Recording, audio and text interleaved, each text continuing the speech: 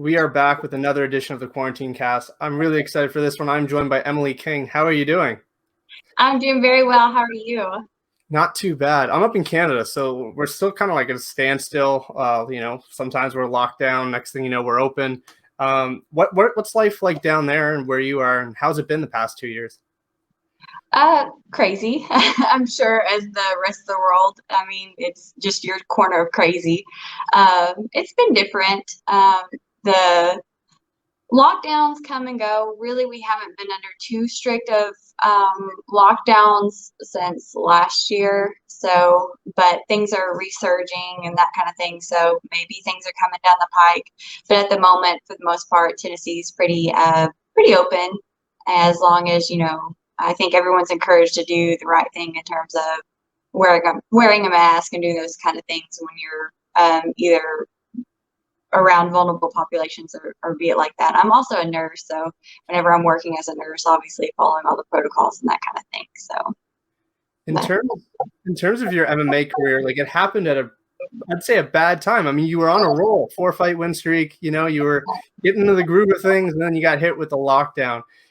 What was your initial reaction when you were like, "Oh my gosh, I had so much momentum. I had a big fight coming up, and now got to sit back."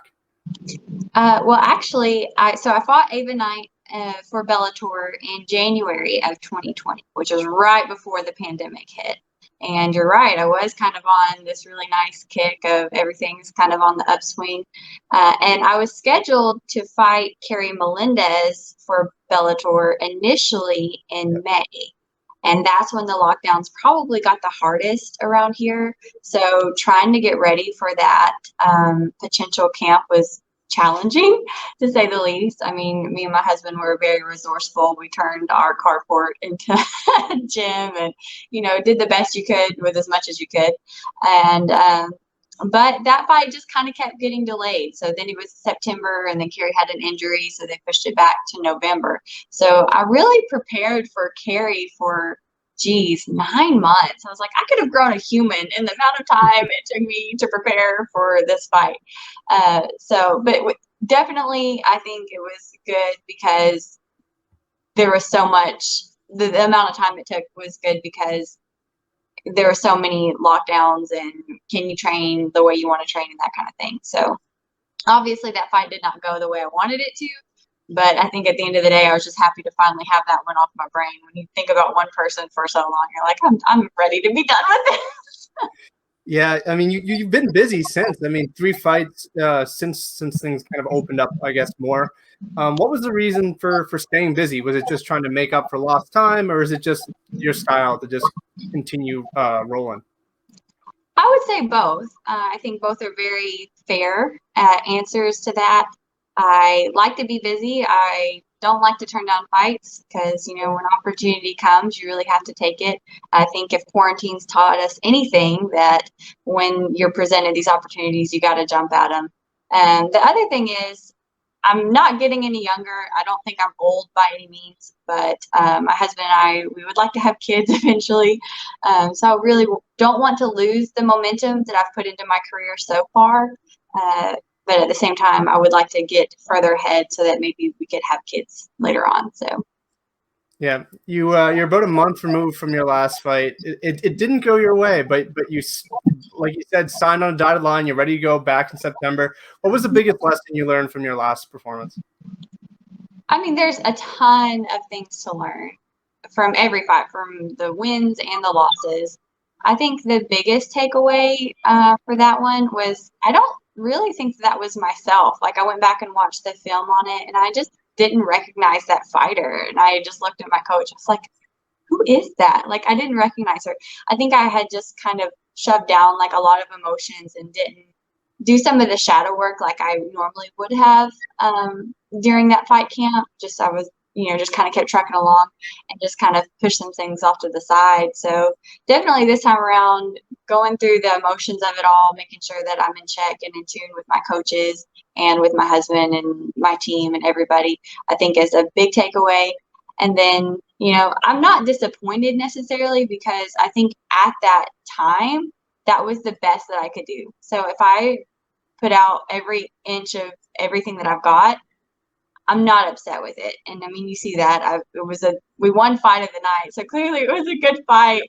And I went out on my shield. I got choked out, but I went all the way out. You know, it's disappointing, I guess, in a way, to wake up to have the cut man wake you up. And you're like, oh man, I know what that means. But in my head, like, I had gotten out of back mount. I was, off doing something else. Then you wake up. So, I mean, it was a fun fight. I fought Shannon a couple other times. So, not disappointed necessarily with my performance, but can I do better? Absolutely. So you've got a chance to do that. You're facing Danielle Hindley in your backyard. What does it mean to you to fight in your backyard? It means I have support. I have a very routine, I guess, of it all when I fight locally. Like, I know kind of how I'm going to cut weight, where the places I'm going to go, where I'm getting my hair braided, all that kind of stuff. It cuts down on some of the chaos when you're local. So that's an advantage for sure. I think anyone who's fought home and away, they'll tell you that there's an advantage to it. But then the flip side of the coin is some people don't do well under that pressure. But I think as a fighter, over time, I've developed skills to handle that pressure. So that's not as much of an issue for me now as it was in the past, especially as like an amateur and stuff. So I'm looking forward to it. I'm really excited. A week after your fight, your husband Jason is making his boxing debut, I believe. Correct me if I'm wrong, but what's it like prepping at the same time with him? It's not something you guys aren't familiar with, but what does it mean to you to go through that preparation together? I actually find it super beneficial because I do a lot of the cooking for both of us. And so for both dieting, we just kind of eat the same thing, and I don't have to prepare 2 meals. So it's a bonus as a wife there. But I think we kind of zone in about the same time, focus in, and it's helpful. Jason, his knowledge is just mind-blowing to me sometimes. And I just thank God that he has blessed me with such a wonderful husband in many ways, but also that he's been a mentor to me in this sport for a long time. I'm very excited to watch his pro boxing debut. I just love watching him fight, period, point blank, and in any aspect. But just see him do something new and be excited about it, it obviously excites me. Energy is contagious. So when I'm in fight mode and he's in fight mode, the King household is very energetic. So I'm looking forward to that as well. Your gym family as well is very close. The Knoxville MMA, that community is very close. Dre Miley, who I'm really close with, Liv Parker, OSP, they're all like such a tight knit community. Why is that? I would have to say it's one, it comes from our head coach Eric Turner, and two, it's because we're deliberative about it. It's not by accident. Our culture is one that we have very high standards, and we expect everyone to uphold those standards, which is, as a female fighter, which is why we have so many females at our gym. We hold, I think last time I looked at the statistic on it, over 90% of the entire Southeast region's female fighters. And that's because we are very accepting of females, but at the same time, we don't tolerate any kind of like cattiness or bullying of any degree for male or female. So that family type culture, like I said, it's not on accident, it's on purpose. It's something that we cultivate.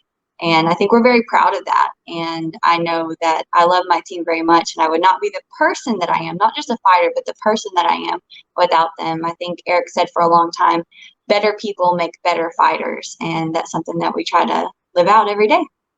I like that. I actually really like that quote. I interviewed Liv Parker a long time ago, and she stumbled upon the sport by accident. She just happened to walk in. You were kind of the same way. You got kicked out of dance class, and here you are. Talk a little bit about that, and do you think getting kicked out of dance class was the best thing that could have happened to you? I think so. I also believe that everything is providential. Again, I don't think anything's by accident. I'm here because God, in his infinite wisdom, has ordained me to be here. So I think I answered a little Facebook or Instagram post today about why would you fight if it's so violent? It's because I'm called to it.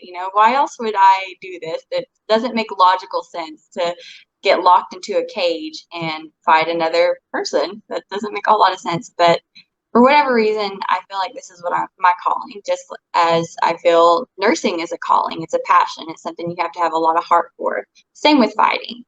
And I wouldn't trade it for the world. I think it's, again, made me a better person. It's broadened my knowledge of a lot of things, not just technical, but also just being a better person, like I said. So it's very practical in that way. How did you get involved with MMA and interviewing fighters and that kind of thing? So I've been obsessed with it for years. When Rampage Jackson broke down that door on The Ultimate Fighter, I fell in love with the sport. And then when lockdown started, I was like, why don't I, reach out? And I messaged Andre Ewell, and it just kind of took off. And I've been interviewing people ever since. So I'm over like 215 interviews now, and it's actually awesome. And I love it. I'm obsessed. Who has been your favorite interview to date?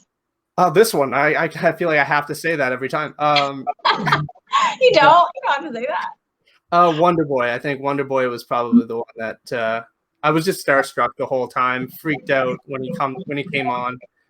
He knows my name now, which is kind of cool. I still fanboy every time I talk to him. But Wonder Boy was pretty cool. All right, cool. Very cool. I want to talk about a point in your career where I'd say if I was 0-3, I would quit. I'd be like, this is it. I'm done. I'm not doing this anymore. But you pushed through, and then you went on a 4-fight win streak. Talk about that decision to be like, you know what? This is for me. It doesn't matter if I'm on a 3-fight losing streak. You pushed through. Was there any point where you were like, I don't think this is for me? I can honestly say nope. I guess I was just too dumb to quit. I don't know. I think it's because I enjoy it. I don't necessarily like when you win, it's awesome, but it's not the end all be all. Like being a fighter to me is a large part of my life, but it's not the only part of my life. I am a wife, I'm a Christian, I'm a coach, I'm a nurse, I have dogs, I have all these other aspects of my life. So it's not the end all be all. And I don't think I define my worth based off of my wins and losses. A lot of times at the gym, we talk about process over outcome. Did I get better? Did I improve on something, anything, and then just try to build off of that momentum. And that's what caused that 4-fight win streak, was just the process over outcome and not being defined by those losses. Just the same as I'm not defined by my wins. I might have had a couple wins on bigger stages and those kind of things, but that doesn't mean anything. It just maybe gets you a little bit more money. As a professional, you do make more money at the end of the day. You do have to provide milk money, but it doesn't make me a better person. What makes me a better person is how I carry myself. How do I handle myself in the wins and losses? Am I gracious in victory and in defeat? So I think that's how I just kind of kept going through it all. I love that. September 3rd is around the corner. It's not too far now. For people who haven't seen you fight, what can they expect? It changes. I really think it changes. As of lately, if you've watched my last few fights, I think my striking, or actually, I take that back. I know that my striking has developed quite a bit. I think a lot of people have put me in this box of like, oh, Emilee King, she's a grappler. If you look at my wins, they've all been by submissions, and they're going to be like, oh, she's going to go to the ground and, she's going to look for a submission, which may be true, may be the smart thing to do at the time. But also, my striking really has come a long way. So I'm becoming less and less defined by that grappler box and becoming more and more well-rounded as a mixed martial artist. And that's, again, why I love this sport. It's not just like boxing or jiu-jitsu or kickboxing even. It's so well-rounded. There's so many aspects of it that you can't stick with just one thing. And it's constantly evolving. And that's the challenge of constantly getting better that I thrive off of. I love it. So if you watch my last fight, you can expect to see a better version of Emilee King than that one.